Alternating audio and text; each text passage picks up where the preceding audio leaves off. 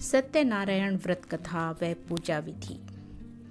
शास्त्रों में बताया गया है कि सत्यनारायण व्रत कथा का पाठ करने से व्यक्ति को 1000 यज्ञ करने के बराबर पुण्य फल की प्राप्ति होती है। सत्यनारायण भगवान व्रत कथा में भगवान विष्णु के सत्य स्वरूप के बारे में बताया गया है। इस व्रत का पाठ करने से घर में सुख समृद्धि का वास होता है और भगवान विष्णु की कृपा हमेशा बनी रहती है। जय श्री हरि विष्णु। स्वागत है आपका धर्मगाथा 77 में। आज हम आपके लिए लेकर आए हैं भगवान सत्यनारायण व्रत की पूजा विधि और उसकी संपूर्ण पौराणिक कथा। यह व्रत न केवल हमारे पापों का नाश करता है बल्कि सुख शांति और समृद्धि भी प्रदान करता है। आइए आरंभ करते हैं। पूजा विधि। सत्यनारायण व्रत को पूर्णिमा के दिन या किसी भी शुभ तिथि पर किया जा सकता है। इस व्रत को पूरे परिवार के साथ करना अत्यंत फलदायी होता है। सामग्री: भगवान विष्णु या सत्यनारायण का चित्र या मूर्ति, कलश, आम के पत्ते, नारियल, गंगा जल, पंचामृत, चावल, फूल, रोली, हल्दी, फल, मिठाई, तुलसी पत्र, हलवा या सूजी का प्रसाद, दीपक, धूप बत्ती और आरती की थाली। पूजा विधि: प्रातः स्नान कर साफ वस्त्र पहनें और घर को शुद्ध करें। पूजा स्थान पर एक चौकी रखें, उस पर पीला वस्त्र बिछाएं और भगवान का चित्र स्थापित करें। चौकी पर कलश स्थापित करें। भगवान को पंचामृत से स्नान कराएं। इसके बाद वस्त्र, पुष्प, अक्षत, धूप, दीप आदि अर्पित करें। तुलसी पत्र अर्पण करें। प्रसाद चढ़ाकर कथा श्रवण करें। अंत में आरती करें और प्रसाद सभी में बांटें। सत्यनारायण व्रत कथा। अब प्रस्तुत है सत्यनारायण भगवान की पावन कथा, जो 5 अध्यायों में वर्णित है। आइए कथा का श्रवण करें। प्रथम अध्याय: नारद और विष्णु संवाद। एक बार नारद मुनि स्वर्ग लोक से पृथ्वी लोक की यात्रा पर निकले। उन्होंने देखा कि पृथ्वी पर मनुष्य दुखों से घिरे हुए हैं। वे भगवान विष्णु के पास गए और पूछा, हे प्रभु, कृपया करके बताइए, ऐसा कौन सा व्रत या उपाय है जिससे मनुष्य सभी दुखों से मुक्त होकर सुखी जीवन जी सके। भगवान विष्णु ने कहा, हे नारद, जो भी भक्त श्रद्धा भाव से सत्यनारायण व्रत करता है वह सुख समृद्धि और मोक्ष को प्राप्त करता है।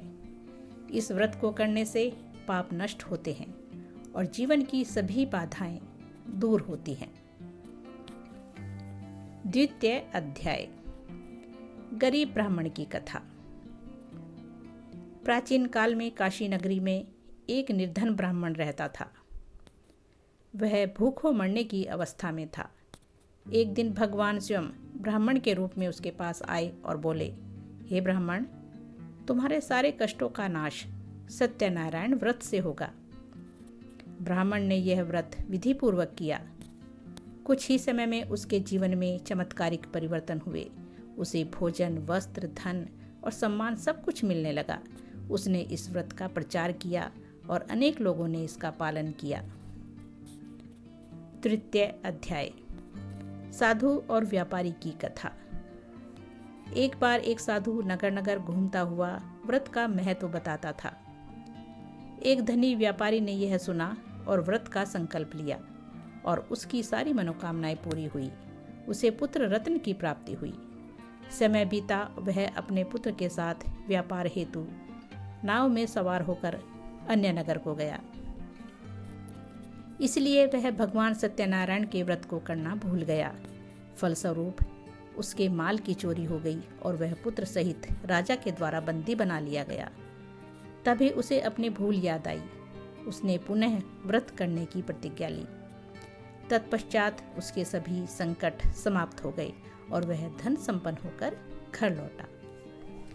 चतुर्थ अध्याय: व्यापारी की पुत्री की कथा। उस व्यापारी की पुत्री लीलावती का विवाह हुआ था। विवाह के बाद जब वह अपने ससुराल जा रही थी तो सत्यनारायण भगवान के व्रत का प्रसाद ना खाकर ही निकल पड़ी। इस अपराध से उसे अनेक कष्टों का सामना करना पड़ा।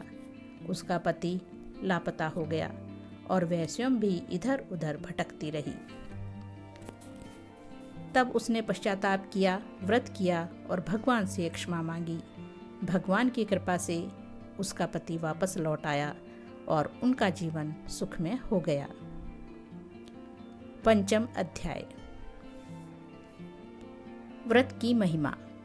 इस अंतिम अध्याय में भगवान विष्णु कहते हैं, हे भक्तों, जो श्रद्धा से यह कथा सुनते हैं, पढ़ते हैं या सुनाते हैं, उनके सभी पाप नष्ट हो जाते हैं और वे मोक्ष को प्राप्त करते हैं। इस व्रत को प्रत्येक पूर्णिमा, संतान प्राप्ति, विवाह, कार्य सिद्धि या अन्य शुभ अवसरों पर करना चाहिए।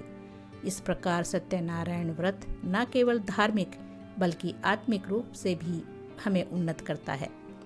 जो भी भक्त श्रद्धा से इस व्रत को करता है उसके जीवन में सुख, शांति और समृद्धि का वास होता है। अंत में आरती जरूर करनी चाहिए। ओम जय जगदीश हरि, स्वामी जय जगदीश हरि, भक्ति जनों के संकट क्षण में दूर करे। ओम जय जगदीश हरि। ओम जय लक्ष्मी रमणा, स्वामी जय लक्ष्मी रमणा। ओम शांति शांति शांति। जय श्री हरि विष्णु।